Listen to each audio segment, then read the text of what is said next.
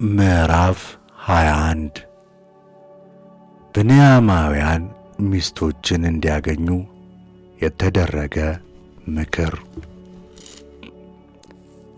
የእስራኤልም ሰዎች ከእኛ ማንም ሰው ሴት ልጁን ለብንያማውያን ልጆች በጋብቻ አይስጥ ብለው በመሴፋ ተማማሉ። ሕዝቡም ወደ ቤቴል መጥተው በዚያ በእግዚአብሔር ፊት እስከ ማታ ድረስ ተቀመጡ። ድምፃቸውንም ከፍ አድርገው ጽኑ ልቅሶን አለቀሱ። እነርሱም አቤቱ የእስራኤል አምላክ ሆይ ዛሬ ከእስራኤል አንድ ነገር መታጣቱ ስለምን ይህ በእስራኤል ላይስ ሆነ አሉ። በነጋውም ሕዝቡ ማልደው ተነሱ። በዚያም መሠዊያን ሠሩ፣ የሚቃጠልን የደህንነት መሥዋዕትንም አቀረቡ።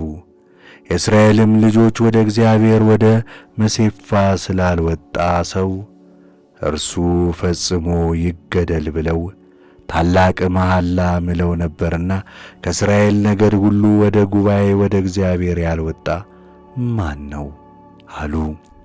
የእስራኤልም ልጆች ስለ ወንድማቸው ስለ ብንያም ልጆች አዝነው እንዲህ አሉ፣ ዛሬ ከእስራኤል አንድ ነገድ ጠፍቶአል። እኛ ልጆቻችንን እንዳንድርለት በእግዚአብሔር ምለናልና የተረፉት ሚስቶችን እንዲያገኙ ምን እናድርግ አሉ።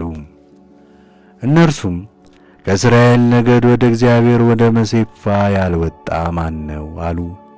እነሆም ከኢያቢስ ገለዓድ ወደ ሰፈሩ ወደ ጉባኤው ማንም አልወጣም ነበርም። ሕዝቡም በተቈጠሩ ጊዜ እነሆ ከኢያቢስ ገለዓድ ነዋሪዎች ሰው አልተገኘም።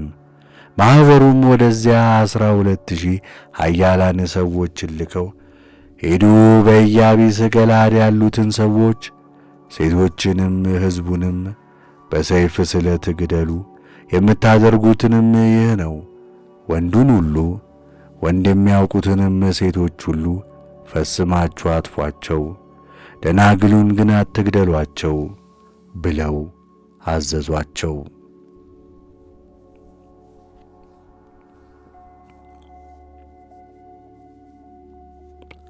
እንዲሁም አደረጉ። በኢያቢስ ገለዓድ በሚኖሩት መካከል ወንድ ያላወቁ 400 ቆነጃጅት ደናግልን አገኙ። በከነዓንም አገር ወዳለችው ወደ ሴሎ ወደ ሰፈሩም አመጧቸው። ማኅበሩም ሁሉ በሬሞን ዓለት ወዳሉት ወደ ብንያም ልጆች መልእክተኞችን ላኩ፣ በሰላም ጠሯቸው። በዚያም ጊዜ የብንያም ልጆች ወደ እስራኤል ልጆች ተመለሱ። የእስራኤልም ልጆች ከኢያቢስ ገለዓድ ሴቶች ያዳኗቸውን ሴቶች ሰጧቸው፣ በዚያም ተስማሙ። እግዚአብሔርም በእስራኤል ነገድ ውስጥ ስብራት ስላደረገ ሕዝቡ ስለ ብንያም አዘነ።